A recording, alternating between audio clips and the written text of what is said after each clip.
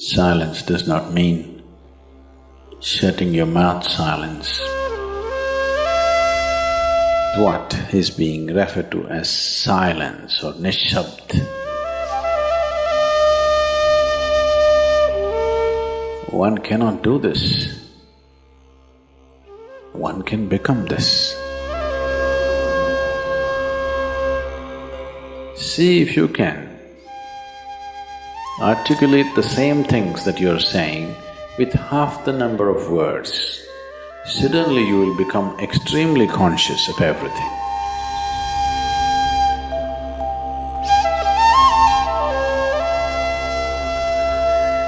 The wind makes its own sound, so does the water.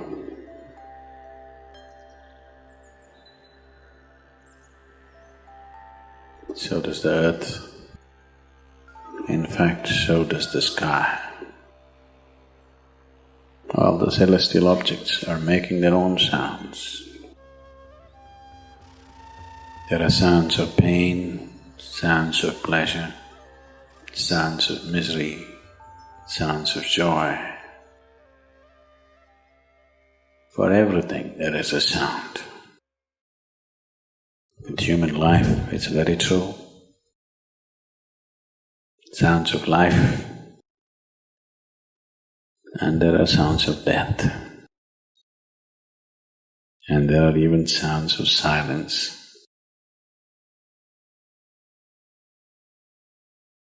So this complex amalgamation of sounds, different kinds of sounds,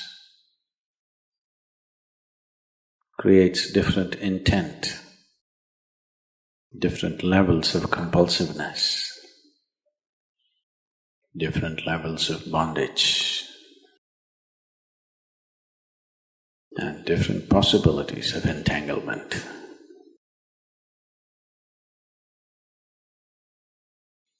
In all this, why one chooses to become silent? Silence is not a way of denying yourself life. It is not even about denying yourself articulation. Silence is about moving from compulsiveness to consciousness. All sounds represent different forms and different dimensions of compulsiveness. When one chooses to become conscious, not be entangled in the compulsive nature of the existence, he naturally chooses to become silent. Silence does not mean shutting your mouth silence, plugging your ears silence. You can sing in silence, you can dance in silence, you can even speak in silence, you can even scream in silence. You don't try.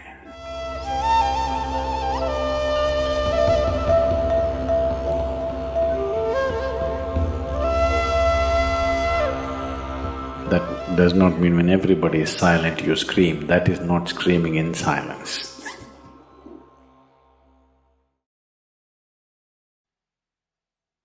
Because sound is of the surface, silence is of the core. It is only the surface which makes the sound. See, now the water is hitting the surface and making the sound. Deep down, there is no sound. That is so with life. On the surface, it is a very complex mesh of sounds,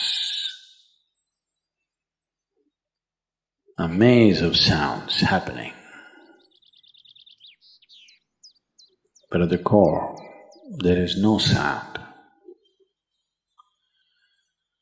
There is no word for no sound in English language. We call it nishabd. That means absence of sound, a total absence of sound. Absence of sound means absence of reverberation. Absence of reverberation means absence of life. Absence of life means absence of creation. Absence of creation means absence of the Creator too. So a space which is beyond creation and Creator, a dimension which is beyond life and death, that is what is being referred to as silence or nishabd.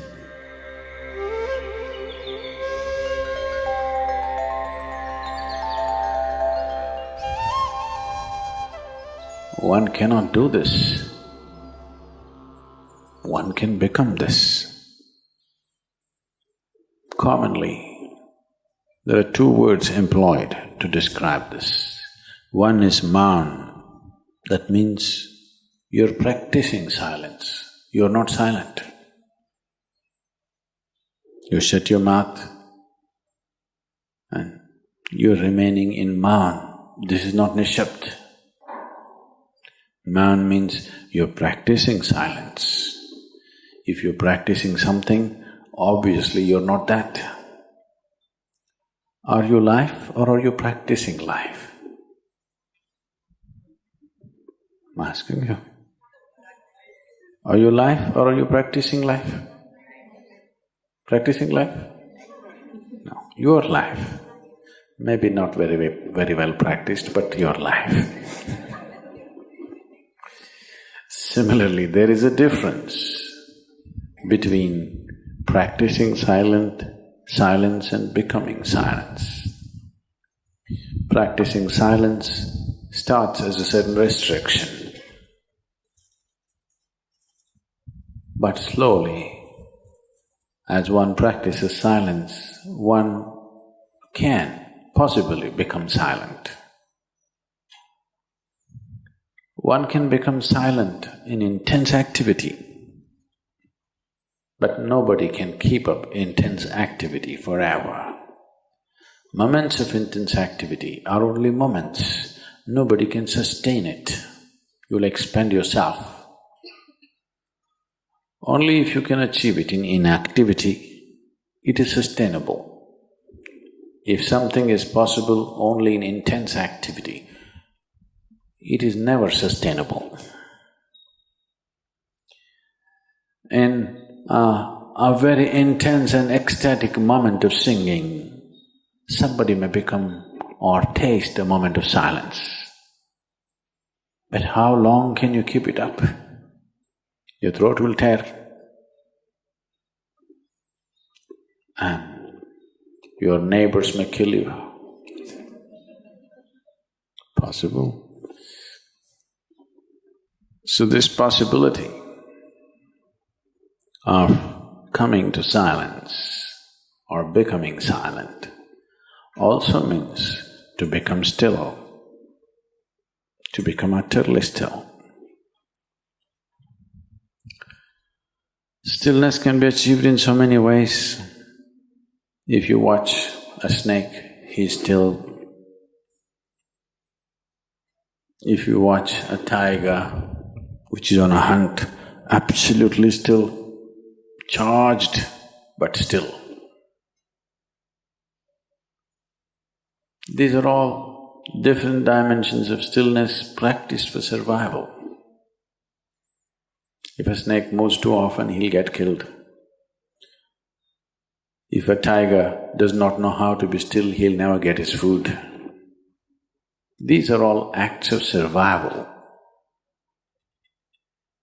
A human being, for survival, he has to be active. Only when his vision falls upon something which is beyond survival, then he will think of stillness. Then he will understand as he observes himself, as he notices the complexity of one's compulsions. He understands the only way to solve it is to become still. to train this body, to train this mind, to become still.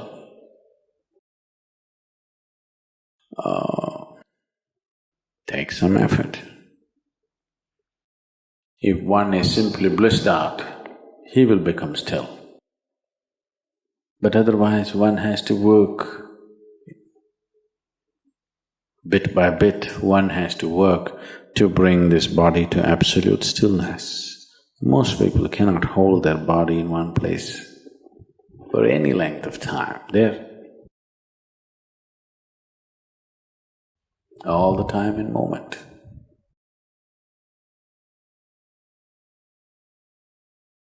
As it is said, a man is ill only because he does not know how to be still. Because in stillness, you're in touch with a dimension way beyond creation. Once one is in touch with that, there is no such thing as illness. If I sit here and the body rots and falls down, still there is no illness, it's just there. Because in fact, when one becomes utterly still, he may not be able to hold on to the body unless he learns the tricks, the mechanism of the body. So why should I become still? Will I lose my body? Anyway, you will lose your body. When the time to lose your body comes, if you want to lose it gracefully, then you must know at least a little bit of stillness. If you want to put your body down like you can put this piece of cloth down, with the same ease, with the same gracefulness, then you need to have some stillness in you. Otherwise, you and your body, you have to be torn apart, which is an ugly thing to do. When you're being torn away from your body, it is an ugly and painful thing to do, unless you can keep it down. There's no grace in life. So if one has to attain to that grace, at least a certain amount of stillness has to enter your life. For this to happen, a certain level of silence has to enter your life. If right now if it is not coming, at least practicing a little bit of Maum. In an hour, if you're speaking 1,573 words right now, how many more? How many words do you spit out in a minute? 1,573, you're actually doing that many? I thought that's impossible. Okay, I believe you. So whatever number you're doing, see if you can articulate the same things that you're saying with half the number of words. Suddenly you will become extremely conscious of everything. Right now, our oral diarrhea is happening. If you're doing 1573, it's diarrhea, okay. Now, if you have to hold back half the words and still say the same things, now you have to be very conscious, otherwise you cannot say it. Just try this and see. Tomorrow, one day. In an hour, normally what number of words you utter, make it half. Don't curtail your activity, still say the same things. But with half the words, how wonderful the whole world will feel, you know.